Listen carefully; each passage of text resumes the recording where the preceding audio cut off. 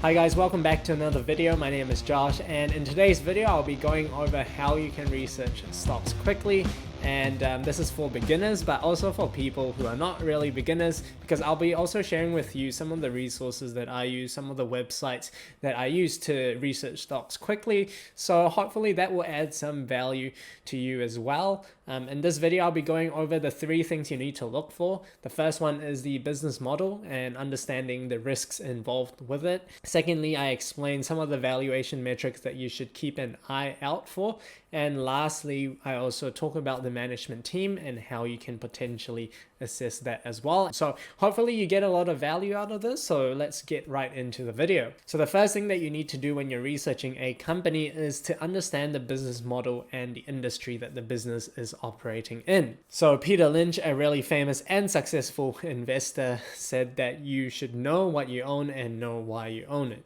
And the reason why you need to do that is because you need to know how does the business make money and what other revenue streams are involved. And by understanding this, you can properly assess the risks related to the business and the industry. And you can do this doing a SWOT analysis by looking at the strengths, weaknesses, opportunities, and threats of the business. And this will help you assess competition, regulation, execution, risk, and so on. And the way you can find this type of information is through annual reports. There's a whole lot of information out there, especially for US companies. They have a 10K filing, and in that 10K filing, they explain everything about the business. They explain how the business makes money, and as well as the risks involved with the business itself. And you can also take a look at industry reports as well, which highlights sort of the competitive nature of the industry and the total revenue, market share, and so on. And lastly, the prospectus of a company when they first initially IPO has a lot of useful information there. I recently went through the prospectus for the Harmony IPO, and you can take a look at the video up here and see basically the things that I look for when I'm going through a prospectus. So that will help you understand holistically how the business makes money and what are the risks involved with the business because of that. If you can't explain to a 10-year-old in 2 minutes or less why you own a stock, you shouldn't own it. And I think that is the test that you need to put to yourself. Can you explain the business within 2 minutes? If you can, then yeah, you probably understand the business. If not, then you probably need to do more research, or you need to basically just stay outside of that company because it's not within your circle of competence. So once you understand the business model and the industry the company operates in, next you have to understand the valuation of the company. Valuation essentially just tells you how expensive is this company if you buy it today. I think one of the hardest things that I struggled with when I started investing is to understand valuation, because there's so many numbers out there and it can get complicated quite quickly. But the fact is, it doesn't have to be very complicated. You can do a high level analysis and get a good feel of how the company is trading at the moment, whether it's cheap or whether it's expensive. So in terms of market metrics, let's take a look at the example of Facebook. So I got the key metrics here from the Yahoo Finance website. And yeah, I just want to say, not financial advice. I'm not recommending you to buy or sell Facebook, just using it as an example. The first thing that we want to look at is the market capitalization. This is calculated by taking the number of outstanding shares multiplied by the price per share. The good news is that you don't actually have to calculate this because Yahoo Finance does it for you. So here we can see that the market cap for Facebook is $788 billion. So the market cap essentially tells us how much you would need to pay up to buy the entire business as a whole today, okay? So that is $788 billion. The next measure that we'll be looking at is enterprise value, which measures the company's total value, and this is calculated by taking the market capitalization plus net debt. And we can see here it's already calculated for us that the enterprise value is $720 billion. By quickly looking at this, we can see that enterprise value is actually $68 billion less than the market capitalization for Facebook. So what that means is that this net debt position here is actually a negative number because enterprise value is lower than market cap by 68 billion. So this is actually a net cash of $68 billion. Okay, because you add it if it's a debt, but you subtract it if it's a net cash position. So by quickly looking at this, you can see that Facebook has a net cash position of roughly $68 billion. So this is the initial assessment that I take a look at to understand what the overall valuation of the business is if I had to pay up today for it, and as well as it gives me a quick gauge on how much net debt the company has. So in this case, Facebook is a relatively large company. It's one of the largest companies in the US and in the world, and it also has a net cash position. Next thing that we'll take a look at is the price to earnings ratio. And this is calculated by taking the price per share divided by the earnings per share. And the number here is 31.55 times. Okay, and remember, this is the trailing PE. Essentially what this means is that it's taking historical earnings. So this number is based on last year's earnings and divided it by the price per share. They get 31.55 times. And the next number that you should be looking at is the forward PE. So this forward PE essentially tells us what the PE ratio would be using next year's forecasted earnings by the analysts. Okay, so the forward PE for Facebook is 26.58 times. And this is lower than the trailing PE. So what this means is that analysts expect the future earnings per share in the next year to be higher than what it was historically. That's why we have a lower forward PE ratio, because the denominator is a higher number. When you're buying stocks, you should always be looking at forward PE rather than trailing PE, and that's because stocks are always forward looking.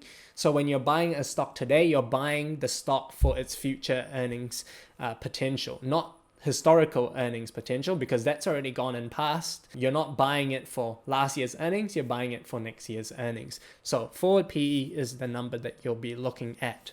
So the PE ratio here of 26.58 times essentially tells us that you're paying $26.58 today for $1 worth of earnings coming. Okay, so the higher the number, the higher the PE ratio, the more expensive the stock is today. And the lower the PE ratio, the cheaper it is for the stock today. So companies in different industries will have different PE ratios. So banking has lower PE ratios compared to tech stocks. Tech stocks tend to trade on higher PE ratios, and the PE ratio is dependent on the future growth rate of the business. So obviously tech stocks will have a higher growth rate and therefore have a higher PE ratio compared to banking stocks. The next metric that we'll be looking at is the PEG ratio. The PEG ratio is essentially taking the PE ratio divided by the EPS growth rate. So the PEG ratio for Facebook based on the EPS growth rate for the next 5 years is 1.73 times. Okay, so as a rule of thumb, anything below 1, a PEG ratio of below 1 is good. It's really good because you're paying a good price for the growth associated with the company. But anything between 1 and 2 is also satisfactory. So Facebook is currently trading at a 1.73 PEG ratio, which is pretty satisfactory. Next up, let's take a look at price to sales. Price to sales is essentially taking the total market cap divided by total revenue. And here we have price to sales of 10 times. And I tend to look at price to sales ratio when the company isn't profitable, because if the company isn't profitable, then the PE ratio will actually be negative and it doesn't tell us very much.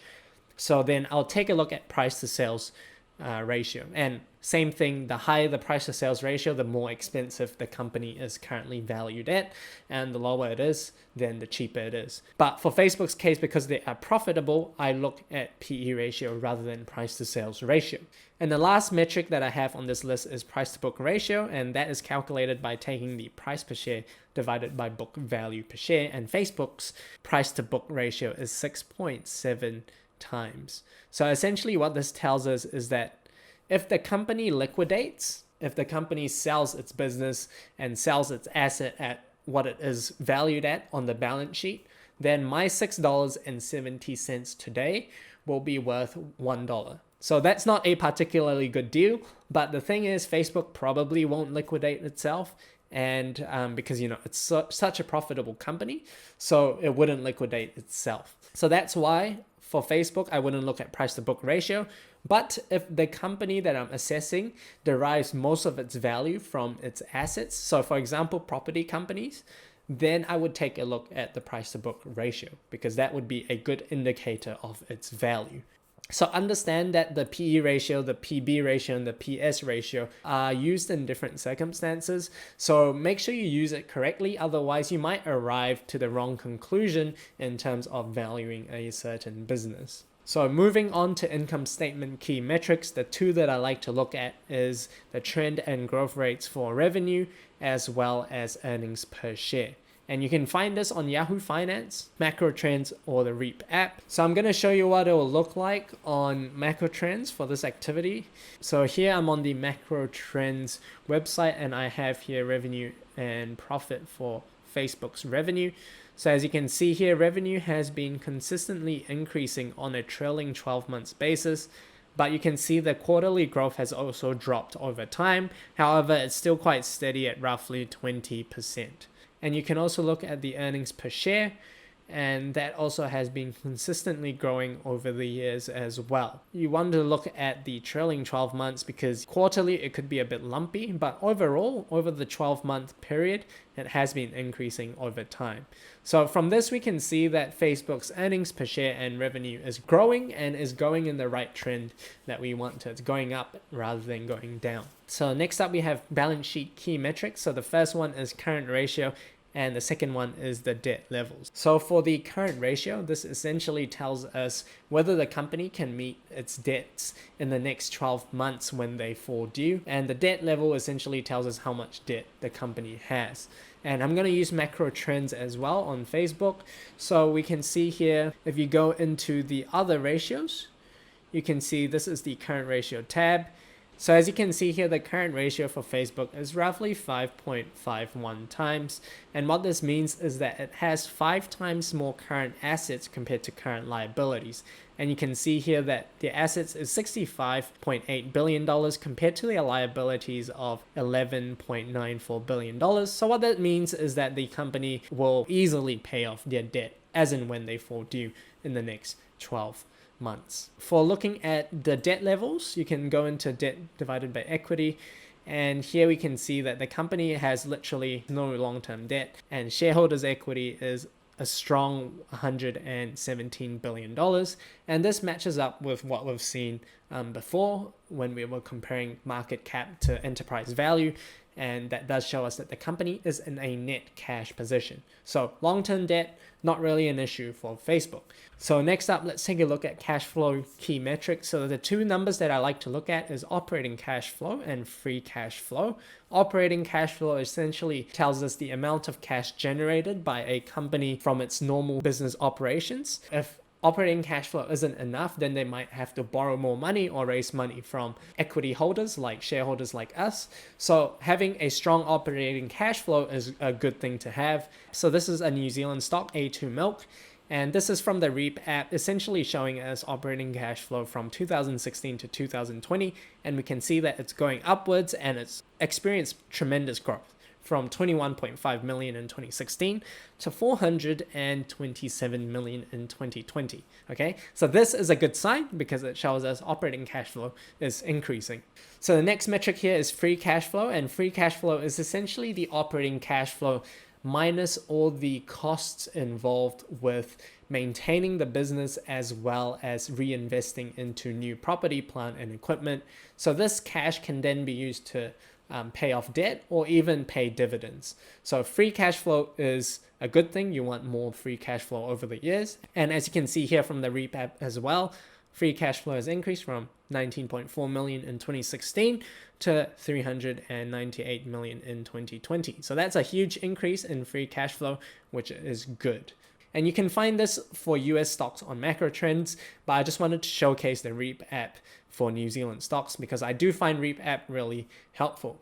So the next thing that we want to look at is the company specific metrics. So these metrics are important to a company's operational performance because these metrics tend to have a good correlation with how much revenue and how much profit the company makes.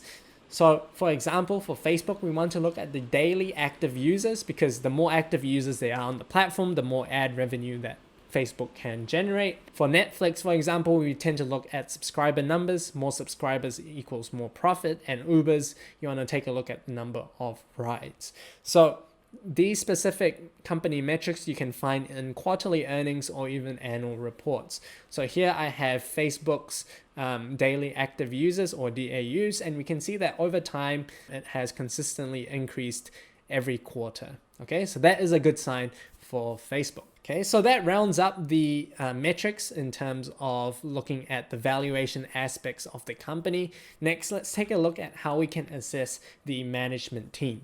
So in terms of quantitatively assessing the management team, there is one number that you can look at, and that is the return on invested capital. So here I'm on the Quick FS page for A2 Milk, and as you can see that over the 10 years, A2 Milk has a return on invested capital of 18.6%. So what this means is that management is effectively deploying its capital and generating sufficient returns of 18.6%.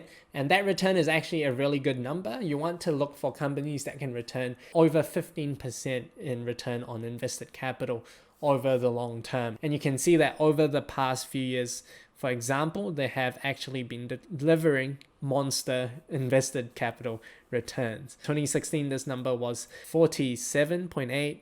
And then 2017, 80.5, and so on. Okay, so what this tells us is that management is really effective at deploying their invested capital. Next up, we take a look at the ownership and compensation structure, and you can find this information on proxy statements for US companies, and you can look at annual reports for New Zealand companies. Essentially, what this means is that you want to look at how much the CEO owns in terms of shares in the company, because the more shares that the CEO owns, the more aligned the CEO's interests are with the shareholders. Okay, if he has a ton of shares, obviously he will want to increase the share price of the company so that he'll benefit, but at the same time you would benefit as well. So just be careful when the CEO of a company doesn't have a really big stake in the company. Secondly, compensation structure essentially means how is the management team getting paid. So the more shares and more options provided to the management team, the more aligned their goals and interests are with the shareholders, because if they have stock options, then they would also want to increase the value of the shares so that they can exercise the option and make a profit, essentially get paid for their work. So when the management team is rewarded with more shares and more options, that usually is a good sign for shareholders. Obviously, it's not always the case, but that tends to be the case, okay? And lastly, take a look at the insider buying and selling. And you can see this on Guru Focus for the US companies, and you can also look at Reap App for New Zealand companies. So this shows us the confidence that management has for the business. So the more shares that insiders are selling basically tells us that management isn't confident in the future of the company, or they might think that the shares in the short term are really overvalued. But if they're buying, then that might be a good sign that they think the company will do well or the company is currently undervalued. So here we have the shareholding change for key people in A2 Milk, and you can see that, management sold down quite a lot of their shares. Funnily enough, the share price did drop after this and subsequently dropped a lot more. Now A2 Milk is trading at $14.50. Obviously, this is not foolproof, otherwise everyone would be a millionaire by looking at shareholding change, but this is a good indicator on how the management team is expecting the company or the business to do in the short to medium term.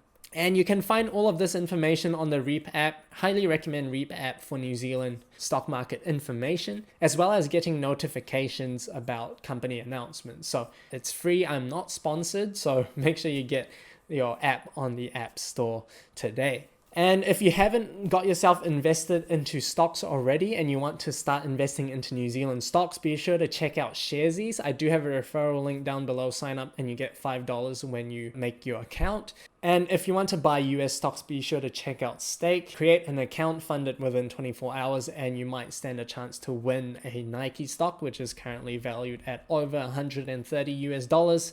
Or sign up with Hatch, deposit $100 to get $10 when you create your account. So overall, I think having a good understanding of the business model and its revenue streams and the risk involved with the business understanding the valuation of the business as well as the management team will give you a good understanding on the company that you're researching on. And based on this, you can do further research on areas of concern where you see something of a red flag, and you can do other forms of research such as primary research, so going out there, actually using the product, asking people what they think about the product, and also doing an intrinsic analysis, so understanding the cash flow of the business, calculating a intrinsic value of the business, and buying it with a margin of safety. If you can consistently practice, this will be a quicker process over time, and this will lead to future returns that potentially could beat the market, and that is ultimately the goal with researching and picking individual stocks. So I do find it a really rewarding process if you're willing to put the time and effort into it. So hopefully with this video, this will give you a framework on how to research stocks quickly so that you can make your own investment decisions. But obviously nothing in this video is financial advice, only for educational purposes only. So thank you for watching this video. Hope you enjoyed the video, and until next time, take care.